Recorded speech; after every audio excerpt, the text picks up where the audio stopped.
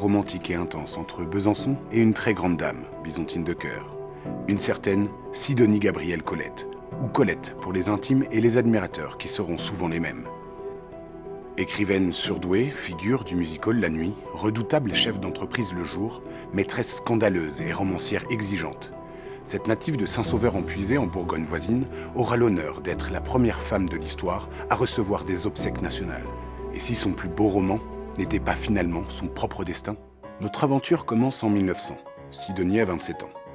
Déracinée depuis quelques années de sa Bourgogne natale par Willy, son mari parisien, elle reçoit de ce dernier un cadeau un peu délirant. Une vaste propriété à la campagne. C'est que Willy, auteur à la mode, doit énormément à sa jeune et fascinante épouse. Très peu l'ont deviné, mais c'est elle qui, depuis leur mariage, rédige la série des Claudines, des romans dont le succès fulgurant est attribué à son seul mari. Willy, qui aime jouer au grand seigneur, casse la tirelire de ménage et offre à Colette une maison de maître sur les hauteurs de Besançon, capitale de la Franche-Comté, où sa famille plonge ses racines. Pour la jeune femme, en 3 mots, c'est un coup de foudre. Ce domaine est immédiatement celui de l'enchantement.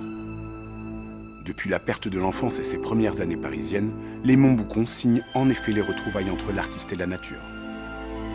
Hélas, nous dit Colette, cette maison, Willy sembla me la donner. Tout cela est à vous. 3 ans plus tard, il me la reprenait. C'est que monsieur a des problèmes de trésorerie et le couple bat de l'aile.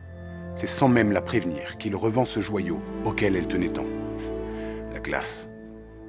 Malgré cette sale petite plaie au cœur qui ne se referme pas, selon ses propres mots, Colette chérit le souvenir de ces années byzantines qu'elle ne cessera de sublimer dans son œuvre, notamment dans La Retraite sentimentale, publiée en 1907. Et si Colette sera parfois une maîtresse inconstante, jamais elle ne sera infidèle à Besançon, qu'elle visitera souvent, flânant du Grand Hôtel des Bains au Cursal, salle de spectacle où elle se produira quelquefois, aux brasseries élégantes qui se souviennent encore de son passage. Il s'en fallut de peu que de bourguignonne je ne tournasse byzantine. Et si Colette, par la magie de la poésie, habitait encore un peu cette maison que son cœur n'aura jamais tout à fait désertée.